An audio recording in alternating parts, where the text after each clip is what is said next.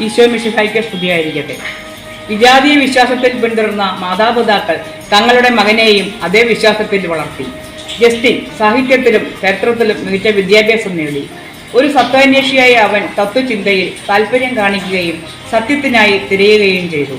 എന്നാൽ തത്വചിന്തകരുടെ അഹങ്കാരത്തിലും ബുദ്ധിപരമായ പരിമിതികളിലും ദൈവത്തോടുള്ള പ്രകടമായ നിസ്സംഗതയിലും ജസ്റ്റിൻ നിരാശനായി. ഒരിക്കൽ ഒരു വൃദ്ധനുമായി നടന്ന കൂടിക്കാഴ്ചയിൽ ജസ്റ്റിന്റെ ജീവിതത്തെ മാറ്റിമറിച്ചു. യഹൂദന്മാരെക്കുറിച്ച് പഠിക്കാൻ അയാൾ അവനെ പ്രേരിപ്പിച്ചു.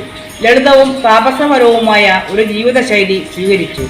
റോമിലേക്ക് പോയ അദ്ദേഹം ഡീക്കനായി ഉയർത്തപ്പെട്ട് തുടർന്ന് ബ്രഹ്മചര്യത്തിൽ ജീവിച്ചുകൊണ്ട് അദ്ദേഹം വിശ്വാസം പ്രസംഗിക്കുകയും വീട്ടിൽ വെച്ച് മറ്റുള്ളവരെ പഠിപ്പിക്കുകയും ചെയ്തു. കുർബാന യഥാർത്ഥ ബലിയാണെന്നും ആ കുർബാനയിൽ യേശുക്രിസ്തുവിന്റെ ശരീരവും രക്തവുമാണ് നമ്മൾ സ്വീകരിക്കുന്നത് എന്നും പഠിപ്പിച്ചു. നമ്മുടെ കർത്താവായ യേശുക്രിസ്തുവിന്റെ നാമത്തിൽ പീഡനങ്ങൾ സഹിക്കുന്നതിനേക്കാൾ ആത്മാർത്ഥമായി ആഗ്രഹിക്കുന്ന മറ്റൊന്നുമില്ല. ക്രിസ്ത്യാനികളായ നമ്മൾ ഒരിക്കലും വിഗ്രഹങ്ങൾക്ക് ബലിയർപ്പിക്കില്ല. സഭയുടെ ആദ്യ നൂറ്റാണ്ടുകൾ മുതൽ ജസ്റ്റിൻ വിശുദ്ധനായി. വിശ്വാസത്തിൽ ധീരതയോടെ നിലകൊള്ളാൻ വിശുദ്ധ ജസ്റ്റിന്റെ മാധ്യസ്ഥം നമുക്ക് അപേക്ഷിക്കാം. ആമേൻ.